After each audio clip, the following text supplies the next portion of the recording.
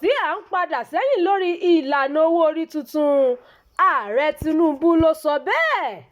Ààrẹ Nàìjíríà Bọ́lá Ahmed Tinubu ti ní kò sí à ń padà sẹ́yìn lórí ọ̀rọ̀ owó orí tuntun èyí tó máa bẹ̀rẹ̀ lónìí ọjọ́ kìíní oṣù kìíní ọdún 2026. Tinubu sọ èyí nínú àtẹ̀jáde kan tó fi léde pé gbogbo awuyewuye tó ń wáyé lórí ọ̀rọ̀ owó orí náà báwọn kan ṣe ń pè fún kí ìjọba ṣe ìdádúró àmúṣẹ owó orí náà kò tọ́ láti ṣe bẹ́ẹ̀.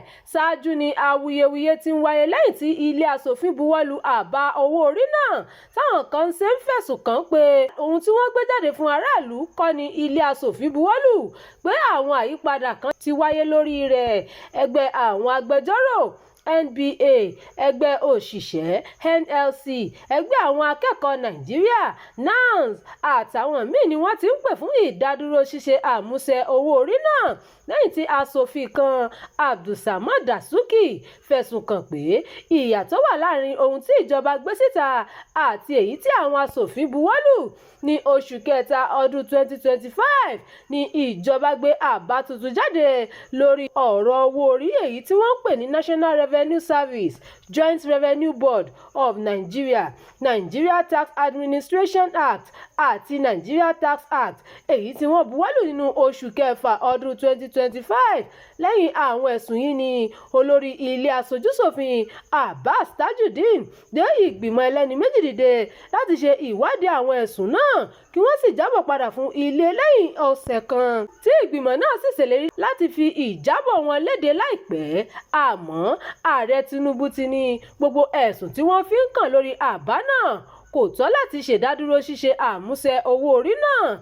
Ààrẹ ní àmúṣẹ owó orí náà táwọn kan ti ń bẹ̀rẹ̀ láti inú oṣù kẹfà ọdún 2025 ní àwọn ìpele yòókù yóò jẹ́ ṣíṣe àmúṣẹ bẹ̀rẹ̀ láti ọjọ́ kìíní oṣù kìíní ọdún 2026. Ààrẹ ní ìgbésẹ̀ náà jẹ́ ojúnà fún orílẹ̀-èdè Nàìjíríà láti ṣàgbékalẹ̀ ìlànà tó dúró ire àti níní ìpele tó yanrantí lórí ètò ìnáwó rẹ̀. Ó ṣàlàyé pé àtúntò owó orí tuntun yìí kò ní mú àlékún bá owó orí táwọn èèyàn ti ń san tẹ́lẹ̀ bí kò ṣe láti mú ìrẹ́pọ̀ bá àwọn èyí tó ti wà nílẹ̀ tẹ́lẹ̀. Ó wá rọ gbogbo àwọn alẹ́nulọ́rọ̀ láti ṣe àtìlẹ́yìn fún ìpele ṣíṣe àmúṣe òfin náà èyí tó ti dé báyìí. Ó fi kún un pé ìṣèjọba òun mọ̀ sí gbogbo awuyewuye tó ti ń wáyé lórí ọ̀rọ̀ owó orí tuntun náà èyí tó ní ṣe pẹ̀lú àwọn àyípadà tí wọ́n fẹ̀sùn kàn pé wọ́n ti ṣe sí i. Tinubu sọ àrídájú rẹ̀ pé ìṣèjọba òun ní ìfarajì sí títẹ̀lé ìlànà òfin àti ṣíṣe òótọ́ lórí òfin owó orí náà. Bákan náà ló ní iléeṣẹ́ ààrẹ ti ṣetán láti ṣiṣẹ́ pẹ̀lú ilé aṣòfin láti lè rí i dájú pé wọ́n ṣe àtúnṣe gbogbo àwọn kùdìẹ̀kudiẹ tó wà lórí ọ̀rọ̀ owó orí náà ní kíákíá. Ó tẹ̀síwájú pé ìṣèjọba òun yóò túbọ̀ máa ṣe àrídájú pé wọ́n fi aráàlú sọ́kàn lórí gbogbo ìgbésẹ̀ tí wọ́n bá fẹ́ gbé lójúnà àti rí i pé wọ́n ṣètò owó orí èyí tí yóò mú ìdàgbàsókè àti ìlọsíwájú bá tẹrú tọmọ. Ìròyìn yàjóyàjó fún ti àkókò yìí kò ní jù báyìí lọ.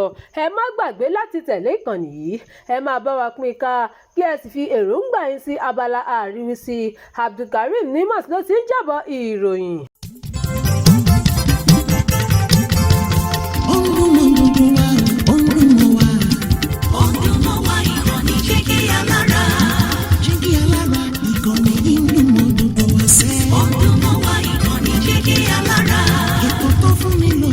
Ètò tó wà ní lọ́yẹ̀ wà ń bẹ̀. Ọdún mọ́ wá ìkànnì Jígí Alára. Ìròyìn lóríṣiríṣi tàbí mọ́ bó ṣe ń lọ láwùjọ.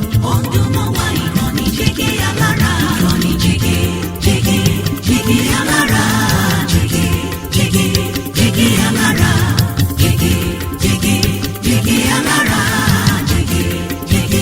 Jígí Alára. Ìkànnì Jígí Alára 24 bàbá gbogbo.